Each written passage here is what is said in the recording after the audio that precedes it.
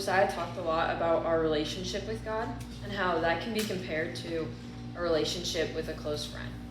So some traits or qualities you have with this person is that you talk with them often, you know each other well, and most importantly, you trust each other. Now, it can be really hard to trust in God and His timing and plan for your life, especially when things are going badly. One way I like to think about this is like a hurricane. When a hurricane comes in and it wipes out an area, even after the storm has passed, there's still going to be destruction, and the effects of it are still going to linger. And I think that this same analogy can be applied in our lives. It can be really scary to go through life after a hard time, or even after this time has passed, because those feelings still rage on inside of you. Maybe it's anger, confusion, or sadness. But what I think a lot of us struggle with the most, I know I do, is trusting in God and His plan for your life amidst all these emotions and all that overwhelm. Okay, so I have two questions that I'm going to answer. The first question is, why does God make us wait? So God makes us wait for many reasons, and I think a Bible story that really captures a lot of these reasons is the story of Moses and the Israelites. Okay, so in Exodus 2:11-15, it says, "One day after Moses had grown up, he went out to where his own people were and watched them at their hard labor. He saw an Egyptian beating a Hebrew, one of his own people. Looking this way and that and seeing no one, he killed the Egyptian and hid him in the sand. The next day he went out and saw two Hebrews fighting. He asked the one in the wrong, 'Why are you hitting your fellow Hebrew?' The man said, 'Who made you ruler and judge over us? Are you thinking of killing me as you killed the Egyptian?' Then Moses was afraid and thought, 'What I did must have become known.' When Pharaoh heard of this, he tried to kill Moses, but Moses fled from Pharaoh and went to live in Midian, where he sat down by a well."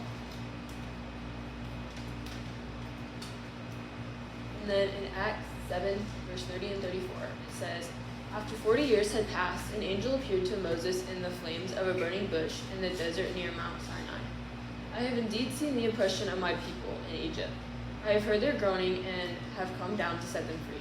Now come, I will send you back to Egypt.'" So basically, a brief summary of everything I just read is that Moses got mad at this guy, and he literally just killed him and hid him in the sand. And then Pharaoh found out and was going to try and kill him, so he fled to this desert, where he stayed for 40 years before an angel of God came to him and told him that he was going to be the one to free the Israelites. So, in this story, we see that God makes us wait in order to build up our character.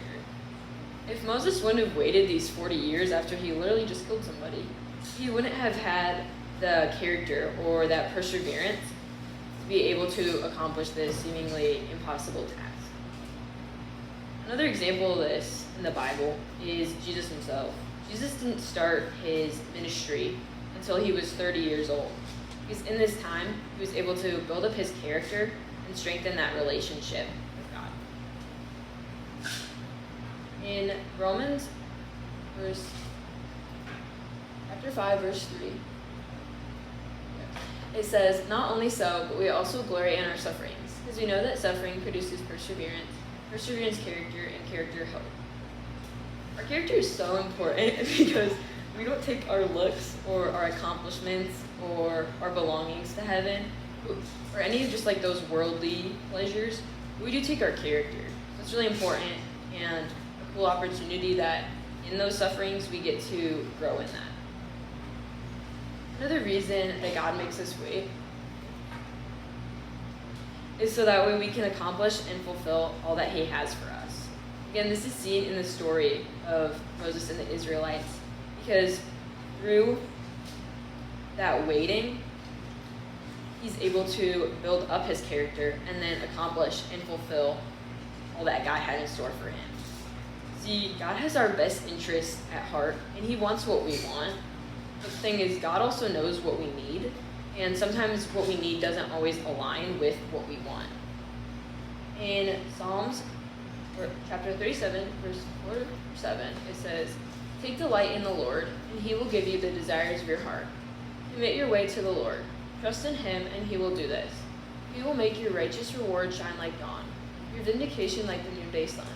Be still before the Lord and wait patiently for him. Do not fret when people succeed in their ways, when they carry out their wicked schemes. Okay, so another reason that God makes us wait is because God knows the past, the present, and the future.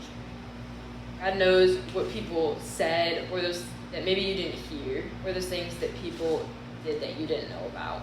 He also knows everything that's ever going to happen in your life.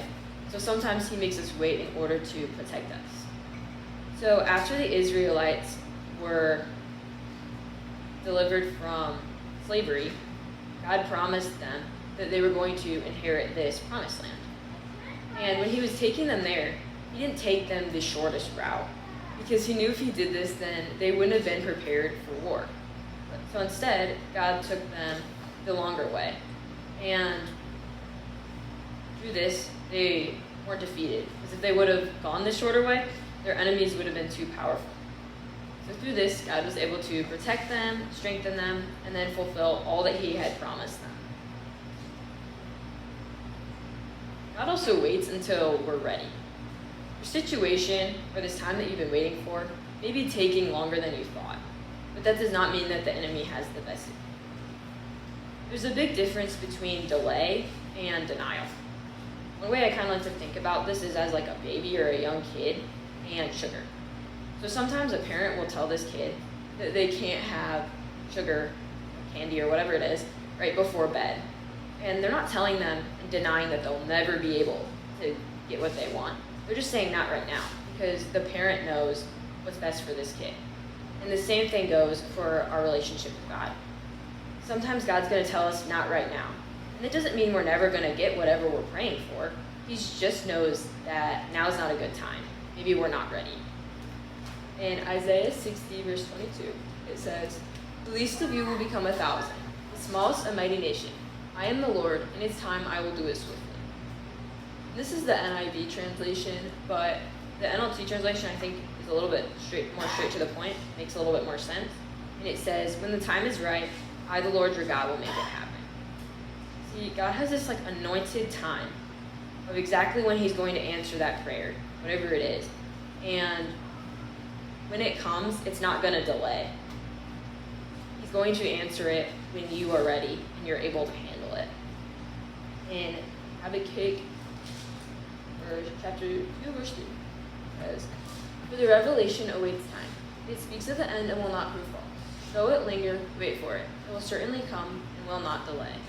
It's not going to delay. God has this specific timing, and in that timing, you're going to receive whatever it's been.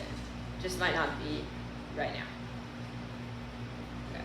So another reason that God makes us wait is in order to build up this anticipation, and then through that anticipation, bring us appreciation and gratitude.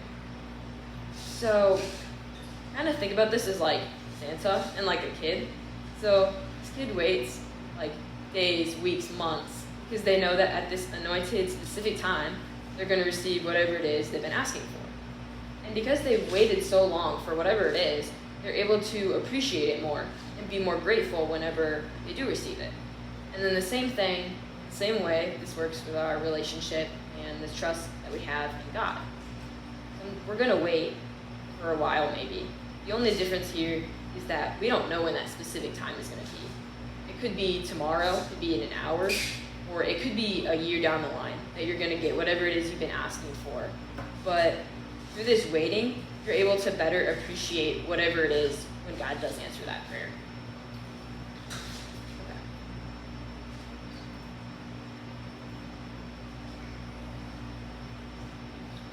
Okay. So God also makes us wait in order to glorify him. I think this is shown really well in the story of Lazarus.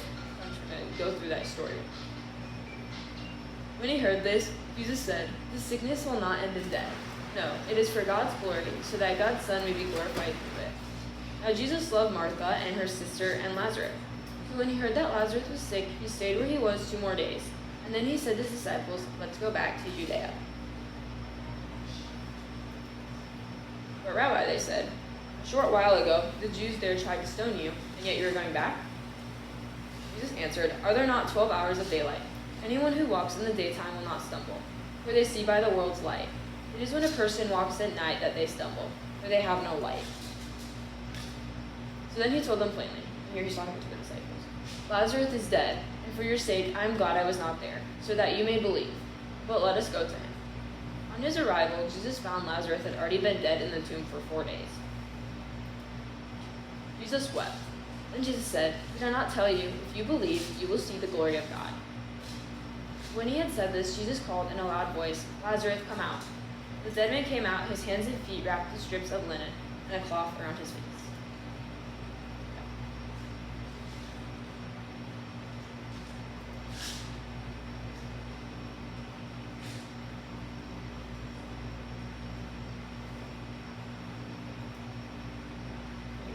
How do I go back? I'm like,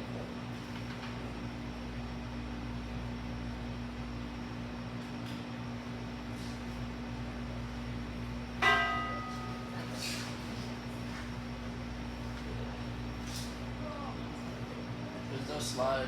You go back. That is back. We're there. That's all of John 11. That's okay. oh, the one that says like 4 through 7.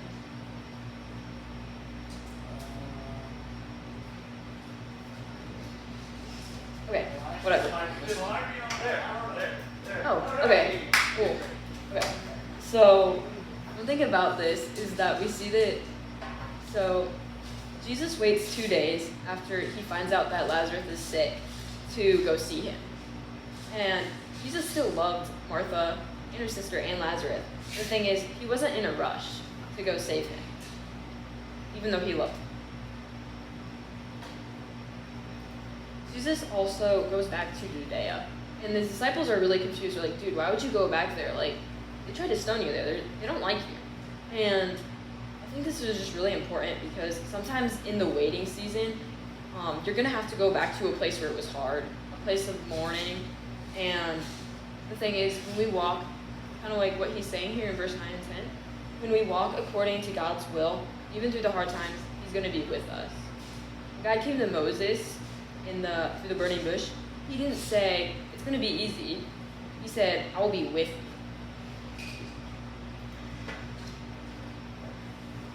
Over here, we see, so basically, Jesus gets, and he collects all these people. They all come to see Lazarus because they're in their mourning, and he's in his tomb.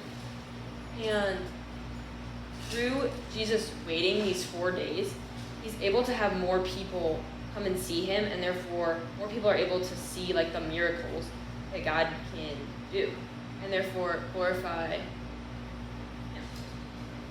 It's also really important here, we see just like the importance of community and just relying on one another in this hard time.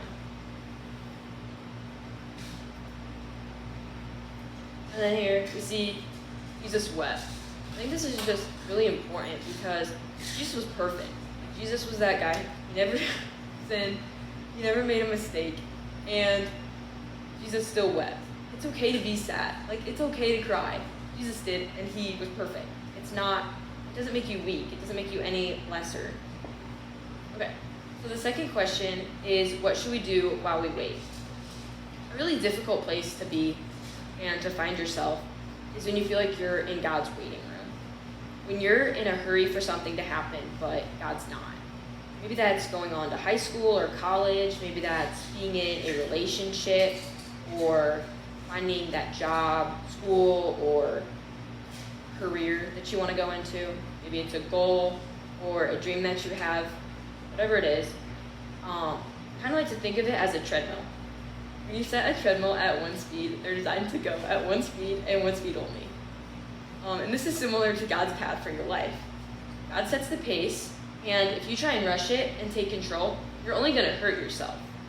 You have to let God set the pace and trust in His timing. And maybe it's going to take longer. I know that if I were going somewhere and I were to run, I'm going to get there a lot faster if I'm running than I'm walking. But at the end of the day, I'm still going to get to the same place. And through being slow and intentional, you're able to strengthen your relationship with God and again, just build on that character. We live in this culture where everything happens so fast. And I think that kind of goes into our relationship with God, like our faith, because we kind of expect that from him, and that everything's just going to be fast. But that's not how it works. It's called a walk with God. It's not called a run with God. Another important thing is when you're waiting, don't try and take matters into your own hands. This is seen in the story of Abraham and Sarah. So God promises Abraham that he's going to be the father of many nations. But this is kind of hard for them to trust because Sarah can't have children. So Sarah tells Abraham, go out and sleep with my slave and then have a kid. So he does this, and he has a kid named Ishmael. And he's really hard to raise. He's always causing trouble. He's just really complicated, hard to raise. Anyways, but what God gives birth to, he's always going to give you the strength and the grace to follow through with that and get through it. So 14 years later, Abraham and Sarah give birth to their promised child, Isaac. There are going to be times in our life where we feel like we are forced to make things happen ourselves. Maybe that's a relationship or friendship, a career, or some job opportunity. I know for myself, I've been doing college visits and meeting with different coaches, and one of the first questions they always seem to ask is, who are you? Or tell me about yourself. And I think that's the most important thing is just I'm a child of God and I'm a disciple of Jesus, and if that is not important to them and they don't see that as important as it is, then that's not from God. And he's going to bring you whatever that is in that right timing, and it's going to be better than you could ever imagine. You can't try and force this door to open, because in God's specific time, he's going to open a door that no one will be able to shut. Sometimes we rush into what we think that the world or just other people can provide for us. But when we do this, we miss out on what God has for us and the blessings that he has in our lives.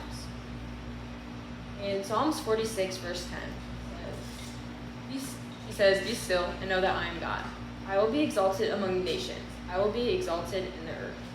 So in this time, just be still and trust in God in his timing.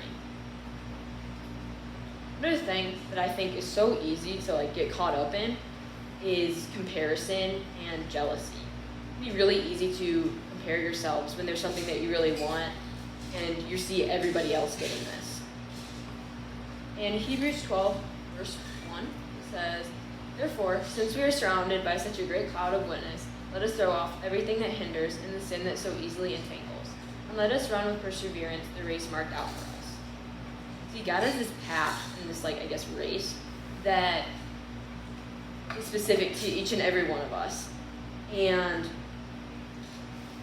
if we are so busy comparing that to other people, then we're not going to be able to focus on what he has for us. So instead of worrying about who's getting ahead of you, focus on your own race and doing everything that you can do to be the best that you personally can be and honor God through that. Next thing I have is just be grateful. Sometimes when we're so stuck on what God removed from our life or what he hasn't promised us yet, we're not going to be able to see all the blessings that he has for us in that current season of our life that we're in. So one thing that kind of experience that this happened with me is I had a shin fracture back in April. I was on crutches for a bit, and then I was in a boot for a while, a really long time. And for me, at first, it was so easy to just be jealous and compare myself to other people. All I want to do is run in this meet, and everybody else is able to do that, but I'm not. These people aren't going to church, or maybe these people aren't reading their Bible. It's just so easy to be God, why me? Why are you doing this to me? Instead of being grateful. And I think when I had that mindset shift and I started focusing on what are the good things in this situation and how can I be grateful, it really just started to change not only my mood, but just how I was able to impact others. It's kind of like what Josiah talked about last week with how we're not meant to blend in. We're meant to stand out, and just through these struggles that we go through, we can glorify God and kind of be like that light of just positivity where others look at us and they're like, I don't know how you're doing that in that situation. Like, I couldn't do that. And then that's an opportunity to just glorify God, I talked about earlier. Another thing is to pray through that situation. In 1 Thessalonians 5:17, it says, pray continually. It means all the time. Just keep praying. And I think one thing that is really just like misinterpreted, or people don't necessarily understand, is that prayer isn't like a vending machine. You don't just put in that prayer and instantly receive whatever it is you've been asking for. You have to keep praying and continue to honor God, and you will enter it at that anointed and specific time. You can't pray for something and act less than it also. I feel like I'm definitely guilty of this, but praying for like the A or the B on the test, like you did not study at all. And yeah, you get to like, you didn't even like open your computer and you get to like some of the tests where it's like, God, like, please help me get that good score, but like, you didn't do anything to really deserve that. Another thing is just reading God's word in the Bible. This is always so important to do this daily, but I think it's also just, it's really important to do it when you're in this like rainy season or this hard time in your life. So I have this notebook, and when I read my Bible, I like to just take notes or write down anything like interesting or that stood out to me. And when I was preparing for this message, I was going through the pages, and I like write the date at the top of each page. And I noticed that when I was in this waiting season, I was just waiting for God to just answer this prayer. I was really struggling to read my Bible. I don't really know why that is, but I know that it's so important to read our Bible, especially in this waiting season, because through that you're able to remind yourself of who God is and all that he's done and can do, but also who you are through God. God has a plan for your life, and if you're breathing, he still has a plan for you. And we can trust in him because he's always right. He's never going to put you through something that you can't handle. It just might require some patience. And we know that we can trust in God because he holds the future. In the waiting, the Israelites were delivered out of slavery after waiting 400 years. After 40 years in the desert, Moses was able to build up his character and relationship with God and deliver them from the slavery. After waiting 4 days, Lazarus was able to be resurrected and bring glory to God. And Jesus waited 30 years as a carpenter and working on his faith and building up that character before starting his ministry. In the waiting, God does great things, and that applies to us all. So I just really encourage you that if there's something that you've been waiting on, you feel like you're just in this season, or just anything, this message that you felt was put on your heart, that you give it to God and that you can trust in him and know that through this, he's building you up to be an even better version of yourself. So we'll all bow your heads and pray.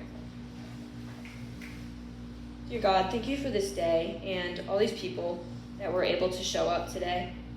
I ask that they were able to take something away, no matter how big or small that may be, and apply it in their lives. I ask that as we go home tonight, that we just continue to remember this and trust in you and that timing that you have for us in our lives, and that we just have a great and safe night and a great day tomorrow at Cedar Point. In your name we pray, amen.